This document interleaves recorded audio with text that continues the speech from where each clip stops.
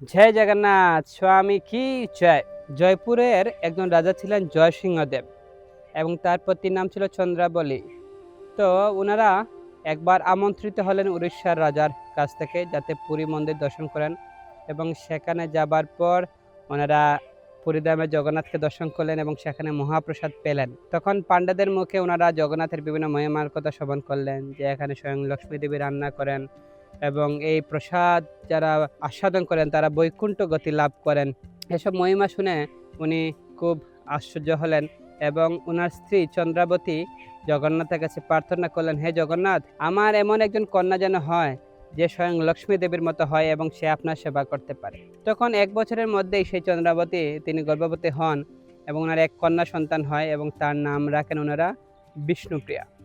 তো একবার চন্দ্রাবতী অসুস্থ হয়ে যান এবং কোনোভাবে যখন তার রোগ সারছিল না, তখন একদিন এই বিষ্ণুপ্রিয়া তার মায়ের কাছে বসে যখন তার পরিচর্যা করছিল, তখন পুরীধামের এক পাণ্ডা তার বাড়ির পাশ দিয়ে গান গাইতে গাইতে যাচ্ছিলেন। তখন বিষ্ণুপ্রিয়া ভাবলেন যে হয়তো কোনো ভিখারি গান গেয়ে যাচ্ছে। তখন তার পরিচারিকাকে যখন বলেন যে তুমি দেখো কে গান গাইছে, তখন সে পরিচারিকা বলল যে একজন পুরীর পাণ্ডা এসেছেন।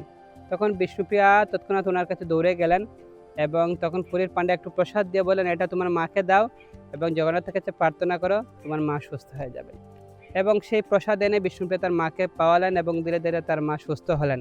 তখন থেকে বিষ্ণুপ্রিয়া, চন্দ্রাবতী এবং জয়সিংহদেবের সবার বিশ্বাস আরও দৃঢ় হলো জগন্নাথের প্রতি।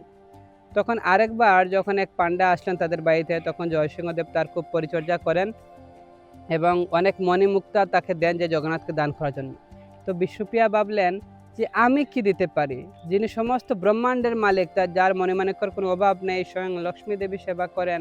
তখন তিনি একটা বুজ পত্রের উপর কস্তুরীর পাউডার মিশ্রিত কালি দিয়ে তিনি একটি সংস্কৃত ভাষায় পত্র লিখেন এবং এটি দিয়ে একটি বাক্স দিয়ে সে পাণ্ডাকে কিছু স্বর্ণমুদ্রা দিয়ে বলেন যে এটা নিয়ে আপনি জগন্নাথকে দিবেন, অন্য কারো হাতে দিবেন না। তো যখন এই জয়পুর রাজ্য পরিত্যাগ করার পর সেই পাণ্ডা উদ্গ্রীব বলল যে এই বাক্সের মধ্যে কী আছে। যখন সে খুলে দেখলো যে একটি পাতার মধ্যে শুধু সংস্কৃত লেখা, তখন সেটা ছুঁড়ে ফেলে দেয়। বলো যে এই বিষ্ণুপ্রিয়া নির্বোধ, জগন্নাথকে কোনো দামে কোনো রত্ন দেয়নি, একটা পাতা দিয়েছে কি লিখে। তারপর যখন সে ওখানে চলে গেল, যাওয়ার পর যখন সে ঘুমালো রাত্রিবেলা, তখন জগন্নাথ তাকে স্বপ্নে এসে বললেন যে তোমাকে যা যা গিফট দিয়েছে সমস্ত কিছু তুমি নিয়ে এসেছো, কিন্তু আমার যে মূল্যবান গিফট সেটা তুমি ফেলে দিয়েছো। তো পাণ্ডা বলে যে আপনার কোন মূল্যবান গিফট? যে আমার প্রিয় ভক্ত বিষ্ণুপ্রিয়া যে আমার জন্য যে গিফটটা দিল সেটা তো তুমি রেখে চলে আসলে। তো এটা যখন তুমি ফেলে দিয়েছিলে তখন সেটা আমি মাটি থেকে কুড়িয়ে এনে আমার বক্ষে ধারণ করে রেখেছি। তখন সে অবাক হয়ে যখন ঘুম থেকে উঠলো, তখন সাথে সাথে মন্দিরে গেল সকালবেলা এবং গিয়ে দেখলো যে জগন্নাথের হৃদয়ে যে ওনার লকেট আছে, লকেটের পাশে এই পাতাটা ঝুলে আছে। তখন প্রধান পূজারী সহ সবাই অবাক হয়ে গেল যে এটি কি, কেউ হয়তো মন্দিরের ভিতরে প্রবেশ করেছে।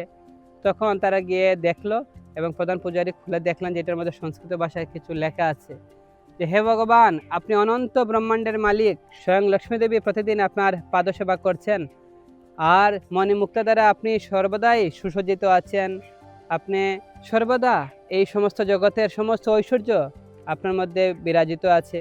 তো আমি আপনাকে কি দিতে পারি? আমার তো কোনো কিছুই নেই, তাই আমি আমার চিত্ত আপনার কাছে অর্পণ করছি, আমার এই হৃদয়কে আপনার কাছে দান করছি। তো ভগবান এই যে অসামান্য যে গিফট সেটা পেলেন, তাতে তিনি অনেক খুশি হয়েছিলেন। রাজার মণিমাণিক্য যতটা খুশি না হন। তখন সেটা দেখে প্রধান পুরোহিত বুঝতে পারলেন যে কেন জগন্নাথ সেটি তার হৃদয়ে ধারণ করে আছেন।